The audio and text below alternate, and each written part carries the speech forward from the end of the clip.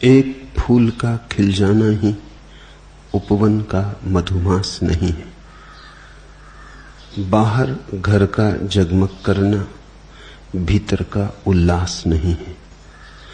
ऊपर से हम खुशी मनाते पर पीड़ा न जाती घर से। अमराई के लहराने पर भी सुलगा करते हैं भीतर से। रेतीले कण की तृप्ति से बुझती अपनी प्यास नहीं है।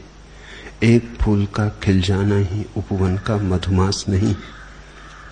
इधर गरजता काला बादल, आग उगलता सागर गहरा।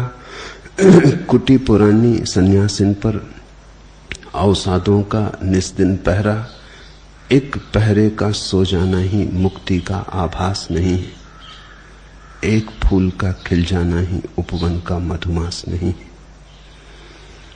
खतरा इसका है कि एक फूल के खिल जाने को कोई समझ ले वसंत का आगमन हो गया। जब तक कि पूरे प्राण ही न खिल जाएं, जब तक कि पूरी चेतना ही कमलों से न ढक जाए, जब तक कि सारा अंतस्थल प्रकाश से मंडित न हो जाए, एक किरण के उतर लेने को सूर्य का आगमन मत मान लेना और एक फूल के खिल जाने को मधुमास मत मान लेना। इसलिए गुरु के द्वारा परीक्षा जरूरी है। हम इतने अंधेरे में रहे हैं इतने जन्मों जीवनों कि जरा सी भी तृप्ति की झलक और हमें लगता है आ गया मोक्ष का द्वार। जरा सी सुगंध लगता है पहुंच गए उस महा उपवन में। आंख में प्रकाश का सपना भी डोल जाए तो लगता है हो गया सूर्योदय। हमारा लगना भी ठीक है क्योंकि हमने कभी दुख के सिवाय कुछ जाना नहीं। सुख की जरा सी पुलक सिहरन, जरा सा रोमांच हमें आह्लादित कर जाता है। हम नरक में ही जिए, स्वर्ग का स्वप्न भी हमें तृप्ति देता मालूम पड़ता है। लेकिन गुरु की जरूरत ही यही है कि वो हमें जगाया जाए। वो कहे अभी बहुत फूल खिलने को है, वो हमें रुकने न दे, वो हमें बढ़ाए चले, वो कहे चले और आगे और आगे। वो तब तक हमें न ठहरने दे जब तक कि समस्त जीवन सुगंध से न भर जाए, जब तक कि प्राणों का कोना कोना ही प्रकाश से आच्छादित न हो जाए, जब तक कि हम स्वयं प्रकाश रूप न हो जाएं। हमारे भीतर सिवाय प्रकाश के और कुछ भी ना बचे। तभी जानना कि हुआ वसंत का आगमन। एक फूल का खिल जाना ही उपवन का मधुमास नहीं है और एक पहरे का सो जाना ही मुक्ति का आभास नहीं। इसलिए जनक का ये जो आनंद है, इसको अष्टावक्र ने चुपचाप स्वीकार नहीं कर लिया। इसकी वे बड़ी कसौटी करने लगे। कहीं ऐसा तो नहीं है कि बहुत दिन का भूखा प्यासा रूखी सूखी रोटी पा गया है और समझ रहा है कि मिल गया अंतिम।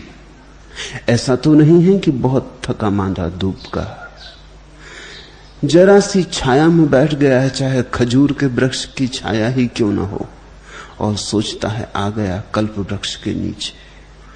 क्योंकि हम जो भी देखते हैं वो हमारे अतीत अनुभव से देखते हैं। एक गरीब आदमी को 1 रुपया पड़ा हुआ मिल जाए तो आह्लादित हो जाता है। अमीर को 1 रुपया पड़ा हुआ मिले तो कुछ भी पड़ा हुआ नहीं मिला। रुपया वही है, लेकिन गरीब अपने अतीत से तौलता है, अमीर अपने अतीत से तौलता है। बहुत है उसके पास, उसमें 1 रुपये के जुड़ने से कुछ भी नहीं जुड़ता। गरीब के पास कुछ भी नहीं, उसमें 1 रुपये का जुड़ जाना जैसे सारे जगत की संपदा का जुड़ जाना है। रुपया तो वही है, लेकिन हमारी प्रतीति तुलनात्मक और सापेक्ष होती। हम अपने ही अनुभव से देखते हैं। मैं कल एक छोटी सी कहानी पढ़ता था।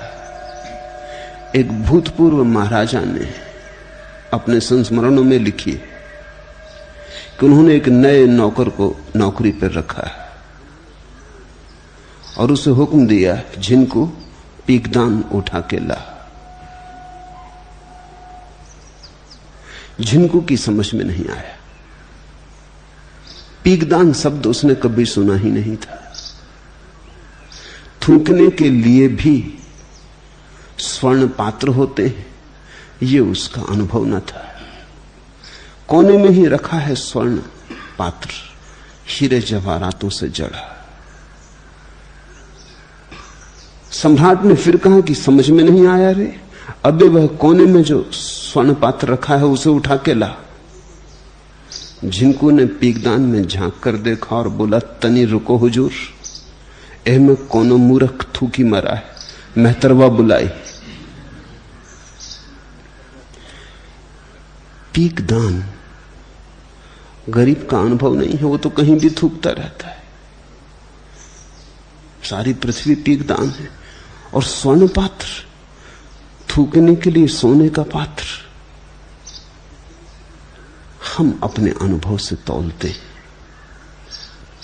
हम जो भी व्याख्या करते हैं जीवन की, वो व्याख्या हमसे आती है। तो अष्टावक्र सोचते हैं, जनक ने कभी जाना नहीं ये अहोभाव, ये आश्चर्य, ये अपूर्व घटना कभी घटी नहीं। कहीं ऐसा तो नहीं है एक फूल के खिल जाने को मधुमास का आगमन समझ बैठा हो।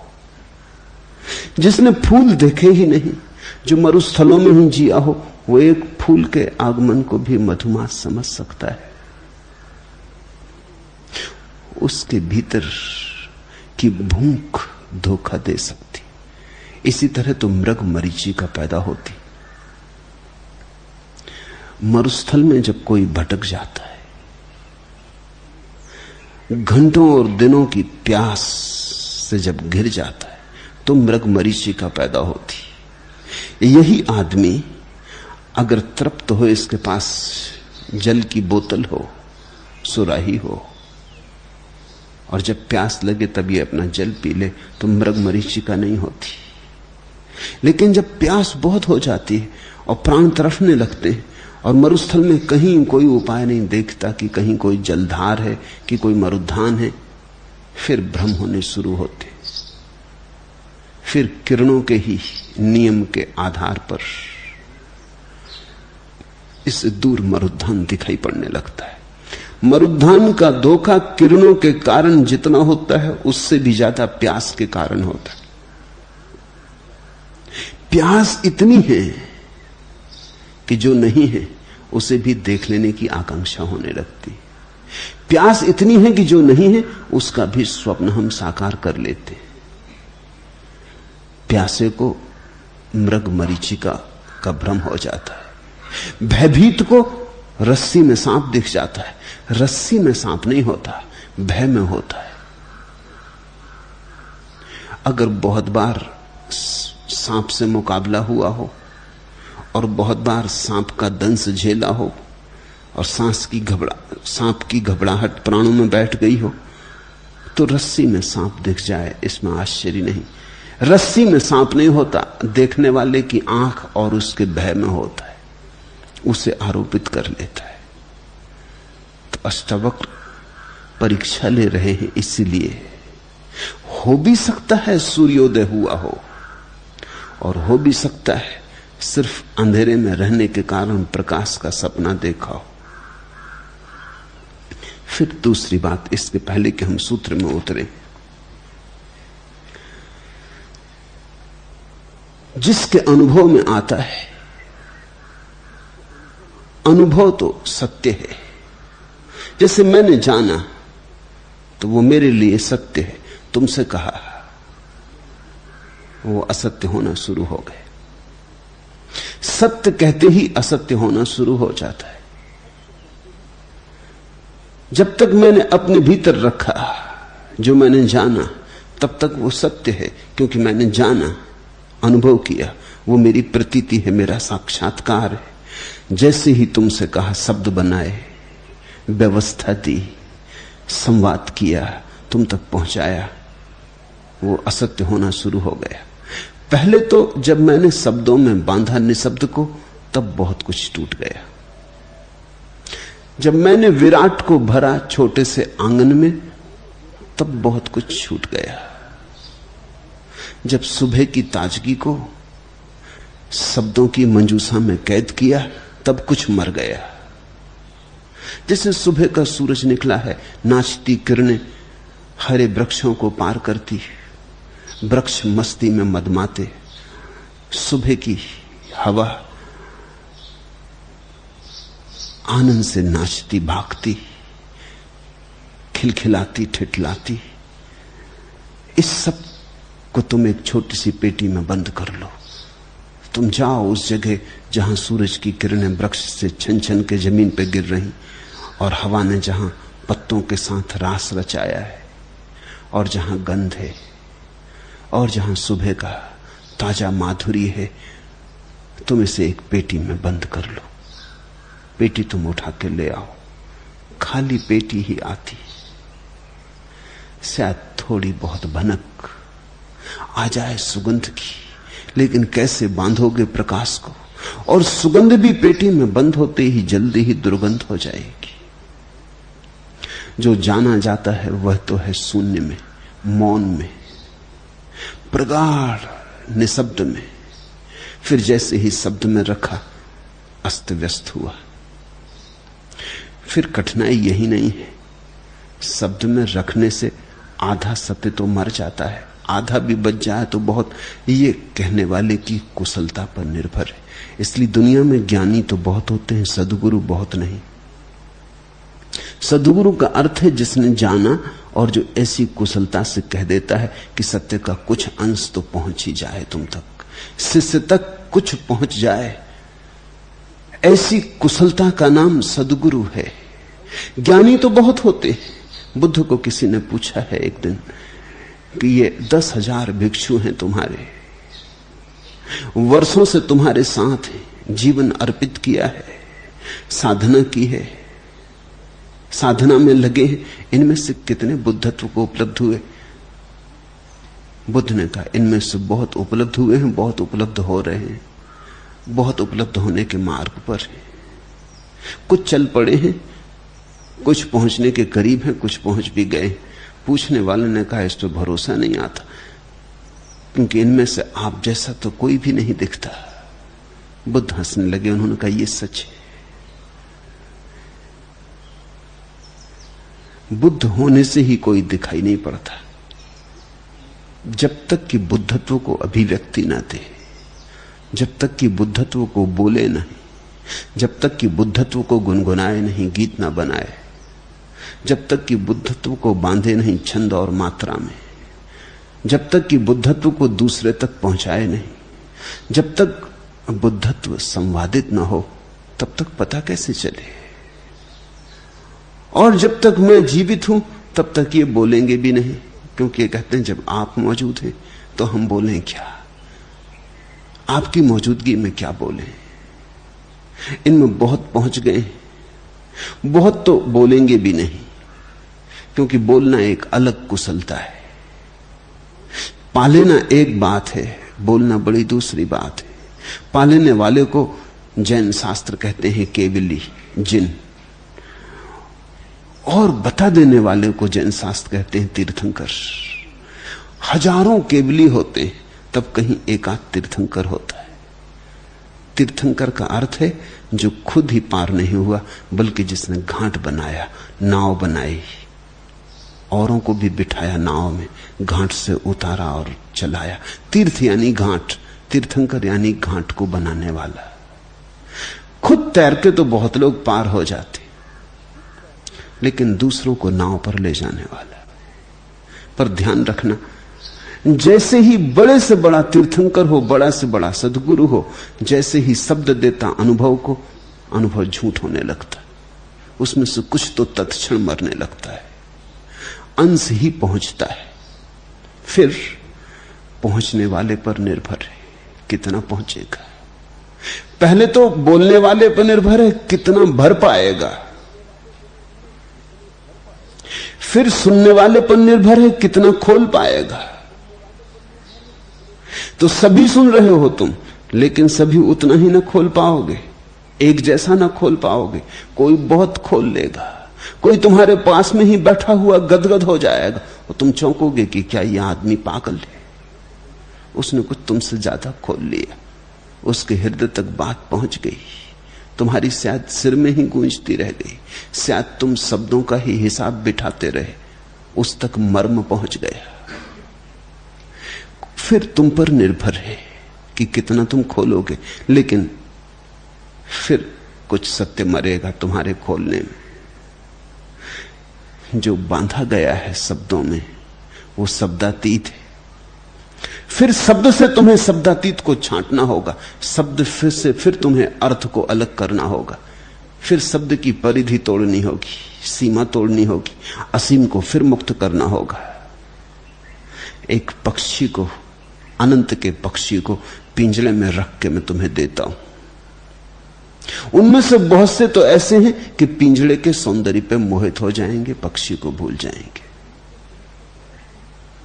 बहुत से तो ऐसे हैं पिंजरे को सिर पे लेके चलने लगेंगे, पक्षी की उन्हें याद नहीं आएगी, पहचान भी ना होगी। पिंजरे के लिए पिंजरा नहीं दिया था, भीतर एक जीवंत पक्षी है उसके लिए दिया था। पिंजरा तो बनाया ही इसलिए था कि पक्षी तुम तक पहुंच जाए, नहीं तो मेरे हाथ से उड़ेगा और तुम तक कभी पहुंचेगा नहीं।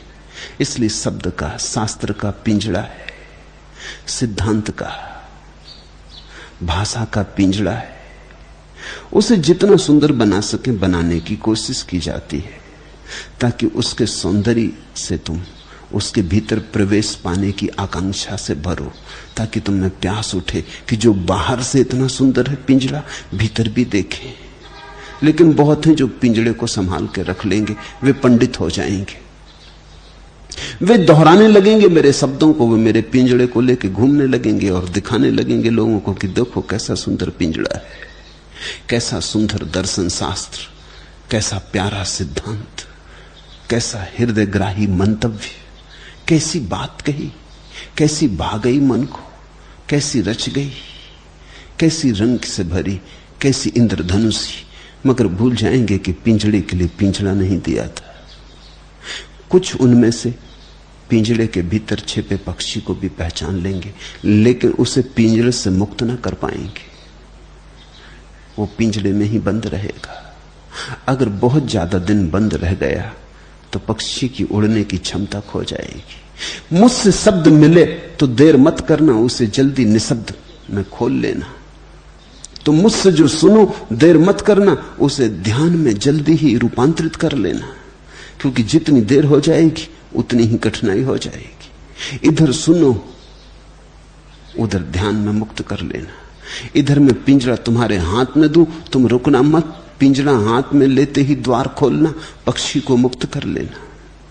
अगर ज्यादा देर हो गई, तुमने कहा कल करेंगे, तुमने कहा परसों करेंगे, तुमने कहा जब सुविधा होगी तब करेंगे, अभी तो नोटबुक में लिख लें, फिर पीछे अर्थ निकाल लेंगे, फिर सोच लेंगे जल्दी क्या है, सुविधा से मौके पर।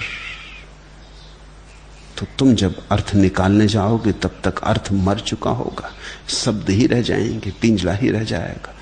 तुमने अगर पक्षी मुक्त न किया तो पक्षी मर चुकेगा, फिर तुम जब खोलोगे भी तो लाश मिलेगी, उसके प्राण तो जा चुके होंगे, क्योंकि उसके प्राण तो अनंत के, उसके प्राण तो शून्य के, उसके प्राण तो आकाश के। वो पक्षी पिंजरे में रहने को बना नहीं, देह पड़ी रह जाएगी, प्राण का पखेरु तो उड़ जाएगा। फिर तुम उस देह की कितनी ही पूजा करो तो भी उसमें प्राण ना आएंगे। ऐसे ही तो तुम पूजा कर रहे हो मंदिरों में, मस्जिदों में, गुरुद्वारों में, मरे पक्षियों की पूजा कर रहे हो। अब प्राण डाल नहीं जा सकते, तुमने अवसर खो दिया। सदगुरु से जब वचन निकले तो उसे तत्क्षण खोल लेना, उसमें एक क्षण की भी देरी खतरनाक। जब वो गर्म गर्म हो तभी खोल लेना, जब उसकी ऊष्मा समाप्त ना हो गई हो। जब मैं तुम्हें दे रहा हूं कुछ तो वो गर्म है, ताजा है। तुम उसे रख के मत बैठ जाना, तुम जाके अपने फ्रिज में मत रख देना कि जब सुविधा होगी तब खोल लेंगे, जब जरूरत होगी तब निकाल लेंगे। वो मर जाएगा, उसकी ऊष्मा खो जाएगी, प्राण पखेरु जा चुके होंगे, देह पड़ी रह जाएगी। सत्य की पड़ी हुई देहों का नाम ही शास्त्र है। फिर तुम सिर पर रखो गीता और कुरान और बाइबल और लाख करो पूजा और लाख पटको सिर चढ़ाओ फूल अर्चना, सब व्यर्थ है, सब बिल्कुल व्यर्थ है। इस आयोजन से अब कुछ होने वाला नहीं। तो जब सद्गुरु बोले उसे तत्क्षण खोल लेना। इधर मैं बोलता जाऊं, उधर तुम खोलते चले जाना। तुम शब्द में बहुत ज्यादा मत उलझना, तुम अर्थ को मुक्त करते चले जाना। तुम फूल में मत उलझना, तुम तो सुवास को मुक्त करते चले जाना। तुम तो पिंजड़े को भूल ही जाना। तुम तो मेरे साथ उड़ना आकाश में, तो ज्यादा पा सकोगे। साधारणता तो ऐसा नहीं होगा, तुम मुर्दा मुर्दा पाओगे। फिर अगर तुमने किसी दूसरे को कहा जो तुमने मुझसे सुना, तब तो वो मरे से भी गया बीता है, वो सड़ी हुई लाश है। और ऐसा ही हुआ है, ऐसे ही संप्रदाय बनते। मैंने तुमसे कहा, तुम किसी और को कहोगे, वो किसी और को कहेगा, पीढ़ियां दूसरी पीढ़ियों से कहेंगी, एक समय दूसरे समय से कहेगा, उतरता चला जाता है, फिर सड़ती जाती लाश। इसलिए तो धर्मों से इतनी दुर्गंध आती और धर्मों के नाम पे इतने कत्ल होते, और धर्मों से प्रेम नहीं फैला, दुनिया में घृणा फैली, और धर्मों से संघर्ष हुआ, हत्याएं हुई, युद्ध हुए। प्रार्थना नहीं उतरी, परमात्मा का द्वार नहीं खुला। धर्मों से शैतान की शक्ति बढ़ी, परमात्मा की शक्ति नहीं बढ़ी। क्योंकि तुम जिसे धर्म कहते हो वो सड़ी हुई लाश। अष्टावक्र पूछने लगे, बार बार चोट करने लगे जनक को, क्योंकि जब गुरु देता है तो वो ये जानना चाहता है कि तुम तक जीवित पहुंचा, जीवंत पहुंचा, उष्ण था तभी पहुंचा, तुमने खोला ठीक ठीक, कहीं तुम शब्द से तो आंदोलित नहीं हो गए, कहीं ये जनक पिंजड़ा ही तो नहीं हिला रहा है। इसके भीतर पक्षी भी है, जीवित पक्षी है। उस जीवित पक्षी को मुक्त करने की चेष्टा इसने की है, या केवल शब्द जाल में पड़ गया? क्योंकि जो जो अष्टावक्र ने कहा वही वही जनक ने दोहरा दिया है, सिर्फ आश्चर्य शब्द जोड़ जोड़ के वही वही दोहरा दिया है। तो कहीं ये पुनरुक्ति तो नहीं, कहीं ये यांत्रिक स्मृति तो नहीं, कहीं ये जनक बहुत स्मृतिवान व्यक्ति तो नहीं। ये वस्तुता ऐसे हो रहा है जो ये कह रहा है। तो अष्टावक्र सब तरफ से खोदने लगे। ये सूत्र उनकी खुदाई है, इनमें बड़ी करुणा है और बड़ी कठोरता भी। कठोरता कि जनक तो अहोभाव की बात कर रहे हैं और अष्टावक्र परीक्षा लेने लगे। करुणा क्योंकि परीक्षा अगर समय पर न ली जाए और समय खो जाए तो फिर बात बेमौसम की हो जाती, फिर उसका कुछ अर्थ नहीं रह जाता। तो अभी अभी ताजी ताजी परीक्षा वो ले रहे हैं कि जो मैंने तुझे कहा है वो पहुंच गया तेरे हृदय तक, बन गया तेरा रक्त मांस मज्जा, तूने उसे रूपांतरित कर लिया अपने प्राणों में, वो तेरे अस्तित्व का हिस्सा हो गया, या केवल बुद्धि में भटकती हुई बात है कि बुद्धि में भटकते हुए शब्द और विचार है? तू कहां से कह रहा है? तेरे भीतर हो गया वहां से कह रहा है, या तूने मुझे सुन लिया और तू मेरे सामने ही मुझी को दोहरा रहा है? तू कहीं ग्रामाफोन का रिकॉर्ड तो नहीं? इसका खतरा है ही, क्योंकि सद्गुरुओं के वचनों की एक खूबी है कि वे बड़े प्यारे हैं। वे इतने प्यारे हैं कि उन पर भरोसा कर लेने का मन होता है। वे इतने प्यारे हैं कि उन पर विश्वास जगता है। यही खतरा है। अगर सत्य पर विश्वास जग गया तो खतरा है। खतरा यही है कि सत्य कभी विश्वास नहीं बन सकता। विश्वास तो सदा झूठ हो जाता है। विश्वास मात्र झूठ है। सत्य से जगनी चाहिए श्रद्धा, विश्वास नहीं। मैंने तुम्हें एक बात कही, मैंने तुम्हें बड़ी प्यारी बात कही, तुम उससे मोहित हुए। तुमने मान ली कि बात इतनी प्यारी है कि सच होगी ही, कि जिसने कही उससे तुम्हें प्यार है, तो झूठ कैसे होगी? कि तुमने विवाद भी ना किया, तुमने तर्क भी ना किया, तुमने चुपचाप स्वीकार कर लिया, तुमने एक विश्वास बनाया, तुम उस विश्वास के सहारे जीने लगे, तुम झूठ के सहारे जीने लगे। मैंने कही थी सच ही थी, लेकिन तुमने विश्वास बनाया तो झूठ हो गई। श्रद्धा बननी चाहिए। क्या फर्क है श्रद्धा और विश्वास में? जब हम दूसरे को बिना अपने किसी अनुभव की गवाही के मान लेते हैं तो विश्वास, जब हम दूसरे को अपनी अनुभव की कसौटी पे कस के मानते हैं तो श्रद्धा। श्रद्धा अनुभव है, विश्वास दूसरे का अनुभव है, तुम्हारा नहीं। इससे सावधान रहना। तो ये जो जनक कह रहा है विश्वास है या श्रद्धा, इसकी ही कसौटी अष्टावक्र करने लगे। अष्टावक्र ने कहा इहामुत्र विरक्तस्य नित्या अनित्य विवेकिना आश्चर्यम मोक्ष कामस्य मोक्षादेव विभीषिका। जो इहलोक और परलोक के भोग से विरक्त है जनक, और जो नित्य और अनित्य का विवेक रखता है और मोक्ष को चाहने वाला है, वह भी मोक्ष से भय करता है। यही तो आश्चर्य है, तेरे भीतर कहीं मोक्ष का भय तो नहीं बचा है। इसे समझना यह बड़ा अद्भुत सूत्र है। मोक्ष का भय, तुम कहोगे मोक्ष का भय, स्वतंत्रता का भय। हम सभी स्वतंत्र होना चाहते हैं। ये बात क्या हुई कि स्वतंत्रता का भय? स्वतंत्रता से कौन भयभीत है? लेकिन तुम्हें पता नहीं। अष्टावक्र ठीक कह रहे हैं। इस जगत में बहुत कम लोग हैं जो स्वतंत्र होना चाहते हैं। 100 में 99 आदमी तो बातें करते हैं स्वतंत्रता की, लेकिन स्वतंत्र होना नहीं चाहते। परतंत्रता में बड़ी सुरक्षा है, मुक्त होने में बड़ा खतरा है, जोखिम। इसलिए लोग एक परतंत्रता से दूसरी परतंत्रता में उतर जाते हैं, बस परतंत्रता बदल लेते, लेकिन स्वतंत्र कभी नहीं होते। पूंजीवाद साम्यवाद बन जाता है, लेकिन कुछ फर्क नहीं होता। परतंत्रता वहीं के वहीं, एक की गुलामी दूसरे की गुलामी से बदल जाती, मगर फर्क कोई भी नहीं पड़ता। आदमी स्वतंत्र होना ही नहीं चाहता। तो इसे हम समझें स्वतंत्रता का भय। और मोक्ष तो परम स्वतंत्रता है, उसका तो बड़ा भय है। जो बात अष्टावक्र ने उठाई है, उसे 5000 साल के बाद पश्चिम में मनोविज्ञान अब समझ पा रहा है। पश्चिम के बहुत बड़े मनोवैज्ञानिक एरिक फ्रोम ने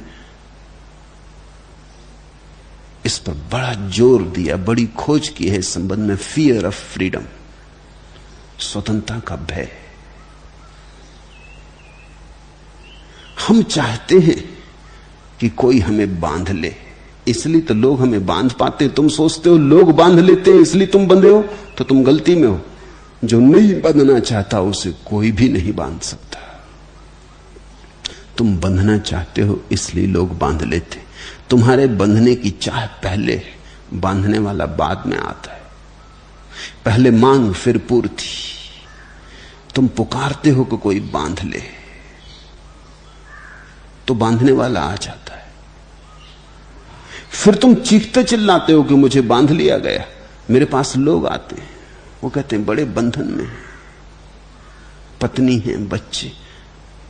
अगर किसने तुम्हें कहा था? कौन तुम्हारे पीछे पड़ा था? और लाख लोग पीछे पड़े थे। अगर तुम्हें नहीं बंधना था तो कौन बांध सकता था?